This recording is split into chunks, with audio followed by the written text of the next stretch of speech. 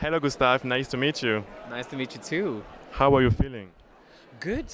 It's still a bit of a new thing for me to actually do these kind of parties, but it's always overwhelmingly nice. I'm not used to coming out of cars and people asking for an autograph. I'm still kind of adjusting to that emotion, but it is very nice. Everyone is very lovely here. So The weather is very nice in Madrid.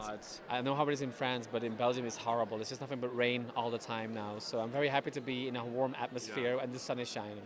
Hey, it's quite the same in France. Yeah. So yeah, we're Dommage, dommage. So you speak French, right? Un petit peu, oui. Je suis la partie flamande de la Belgique, mais je parle ok le français, mais c'est pas assez bien comme mon anglais. Yeah. But yeah, it sounds very, very good. Okay, we'll see. Stay tuned. Yeah. So please introduce yourself for our listeners. I'm a singer-songwriter and a producer, and I've worked in the business for over 20 years in that capacity. And maybe some of your listeners could know me from my work with hercules&loveaffair, which was a queer collective that I've been a part of from 2012 to 2018. And I worked very intensely with an amazing artist actually from Paris called Rouge Mary. And she's an incredible singer and artist that I've worked with for 6 years. Well, I was performing a lot in clubs with as a house vocalist with DJs. Yes. And in 2012, Andy was DJing at the same gig I was at. He heard me sing and he asked me straight up if I wanted to go on tour with hercules&loveaffair. And in that moment, a relationship started that lasted for about 6 years. And we toured all over the world, and I was a lead vocalist and a writer for 2 albums with hercules&loveaffair. So Feast of the Broken Heart from 2014 and Omnion in 2017. Eurovision stage is not unknown for you because you were backing vocalist for Senec and Hooverphonic. Yes. Tell me more about it, please. Well, it was a kind of a start of me falling even more in love with Eurovision because of the experience. I was part of the Belgian delegation as a backing vocalist. And it was just a great experience. The artists that I worked with were really nice, Senec and Hooverphonic. And it was very nice to be part of a delegation. And what really made it special for me is it was an emotion I didn't actually know, but once I had to be on stage to perform for my country, I felt a big amount of pride all of a sudden that I never felt before.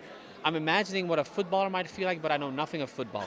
So, but it's like a national pride thing, and I felt very driven to do a good job. And I think also being on stage in front of a crowd that really is so nice and so adoring of all the songs, all the music, it's a beautiful experience. So it made me actually driven to do it for myself. I was like, I think I want to do this for myself now. Yeah. This year there was a concept for the national broadcaster where we had to send in 2 songs, and then we would present them to the other candidates, and we would choose with the candidates which song would be the best to choose to Eurovision.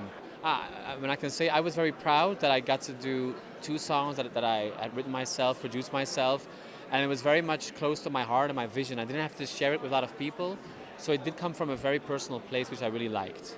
Yeah. Okay. And in the national final, you were very surprised at the end of the show when you heard your name. Mm-hmm. You were very Yes. How excited you were?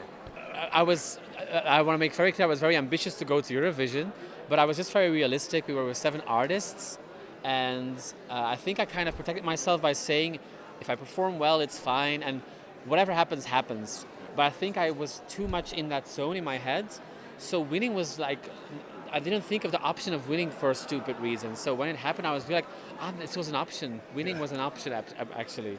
So that's why I acted the way I did, and I think it was very true to what was happening in my brain. It was exciting and shock at the same time. But it's digested now, and I'm very happy that I get to represent my country, to be very clear, of course. And although your music video is black and white, there are sorry. It's okay. Take your time. Although your music video is black and white, the song is colorful. Yes. Oh, nice touch. That's cute. That's a very good way to say it. I'm going to use that actually. Oh yeah, use it. So yeah, my question is, why is the music video black and white? Yeah. Well, the video was because it's definitely influenced by early 90s house music. And in those days, there was also like an aesthetic that was very about black and white. It was the same era as, to make like CC Peniston finally was an inspiration for us the video. The Vogue video from Madonna was inspiration to us. And we felt, let's just keep it true to those roots. And that's why we worked with the black and white, but we wanted to create something colorful, like you said, so we used a lot of pink overlays, but in an old-fashioned way, how they would do it in the old days. So we wanted to stay true to another era in that sense, and I think that it works with the music. It really works, yeah. And what about Liverpool? Will you have dancers with you on stage? Because I know there will be 3 backing vocalists, 3 women. But what about dancers? Or is it a secret? I can't tell you too much, but what I can tell you is that it's going to be much more dynamic, our performance. We will be using the whole stage, for example. It won't just, because for the national final we were like restricted to the kind of like stairs thing, which was lovely, but it just needs to be more for this Eurovision thing. There's a lot of more interaction with the backings as well on stage. And there also will be more interaction with the visuals as well. So the visuals will stay, but they're redone now. My husband is still doing the visuals, which is wonderful. But there will be more interaction with our performance in that sense. You can expect something different from my performance, for sure. Yeah, I really took a lot of time into making it something very different this time around. Can't wait to see it. Yeah. So best of luck in Liverpool. Enjoy your stay here in Madrid. I will. You will be in Amsterdam next week. Yes. We will be there. Yeah. Good. So So enjoy Madrid I will. and Amsterdam. Too. Thank you. Bye-bye. Bye.